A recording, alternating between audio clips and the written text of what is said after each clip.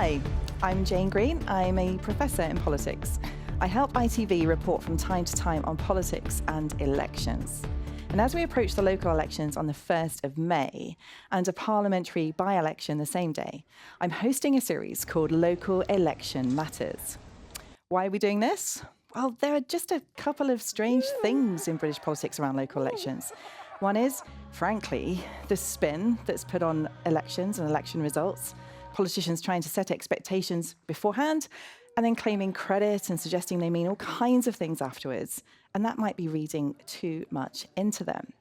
The second is we have local elections, but in certain places, in 4-year cycles, most people don't vote in them. Not everybody gets a chance every year, so they can really be misunderstood. So we're going to establish the facts and figure out why local elections really matter.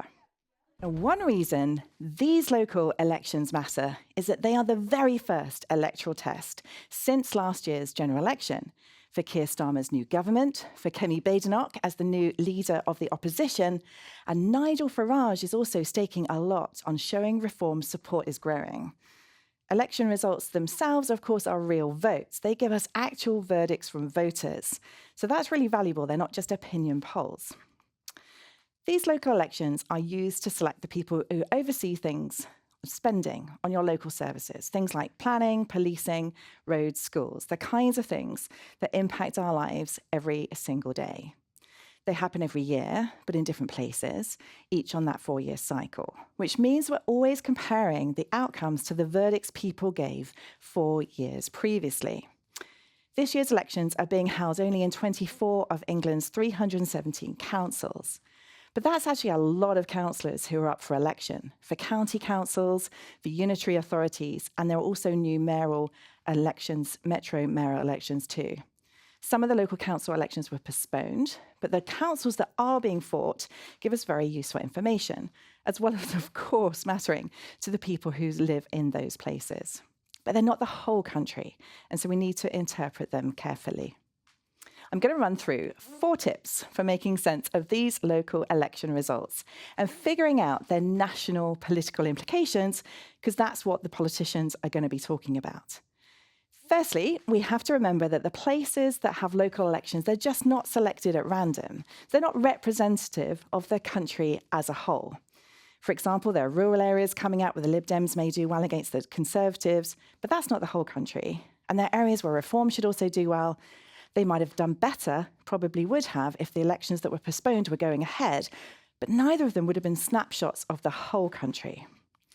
The implication of this is that a big night for one party just might not mean that would translate the exact same way if there were a general election or if there were election happening everywhere. Perhaps a party would do better, perhaps not. Now, people tend to vote differently in local elections than they do in general elections. They see it as a different type of choice. So we can't assume, therefore, that parties would have the exact same kind of success if a general election were fought on the 1st of May as well. And of course, an awful lot can change between now and a general election too. We can see here that there's a big gap in the vote share of the parties in the last local elections where they took place in 2021 in the same places, and the general election that took place in July last year.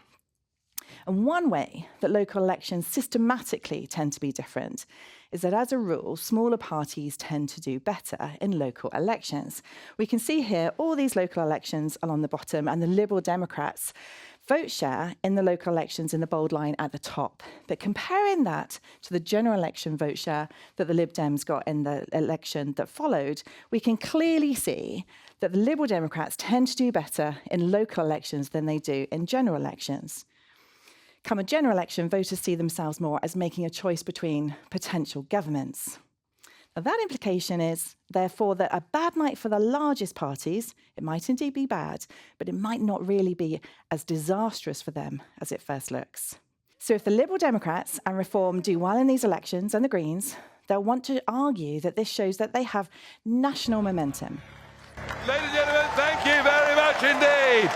But really, they should be doing better in these local elections. That's obviously a very good sign for them. They can build from a local base, but it might not translate into a national election when they're trying to win MPs. One key change now is that Reform are standing candidates in many more local councils than before, and their support is increasing significantly in opinion polls. So they almost have to make gains from 2021, but we could easily misinterpret what that means. Parties will be comparing their gains and losses to the last time the same places voted. And we know that loads of things have changed since then. Like I said, it was 2021. We were still coming out of COVID then. The Conservatives were ahead of Labour. Let's look at how the parties did then and what changed in their support afterwards. You can see with this graph the vote shares of the parties in the 2021 local elections, and then opinion poll changes since then. The Conservatives lost a lot of support. The Labour Party improved its support and then has been suffering some losses of support in the polls since the 2024 general election, which is the line. Now, Reform UK have been increasing their support quite substantially, and that's compared to the Brexit Party and to UKIP before them. So Reform is bound to make gains. It's a bit less clear for Labour, who almost are back where they were the last time the local elections were fought. The Conservatives are likely to lose support, and Reform is going to be trying to take councillors from both the Labour and the Conservatives. The Lib Dems are going to be trying to take councillors from both parties too. But what really matters now is how the local elections show us whether the parties are doing better since July last year, when we last saw real support in votes in the general election. We want to see whether or not they're actually making gains over here. Now, the implication of this is that big gains or losses, it could just be a reflection of these local election results catching up with results in last year's general election. It might not be that much new information at all. So, what should we be looking for? Well, when we hear about seats won and lost, it can be very confusing and quite deceptive too. What are big numbers? What are small numbers? Now, tip number 4, it's not just about focusing on the number of councillors. It's the change in the vote share. The implication then is that the news will focus on the number of seats won or lost. Expect gains for Reform, losses likely for the Conservatives, perhaps some gains for the Greens and the Lib Dems. But remember that what really matters is the direction of travel and how far the change in share has moved since 2021 and in comparison to last year in the general election in 2024. That will tell you whether the parties are in fact doing better now or worse in their very first test since last July. Who's having a good set of election results and who's having a bad set? So, do local elections matter? Well, yes, they matter hugely for those people voting in them and living in those areas, and of course, also for helping us understand the national political picture too. Next time, we'll be looking at the key electoral challenges facing the parties fighting these elections, what they'll each be looking out for specifically, and what our elections are going to tell us about Britain as a country as a whole.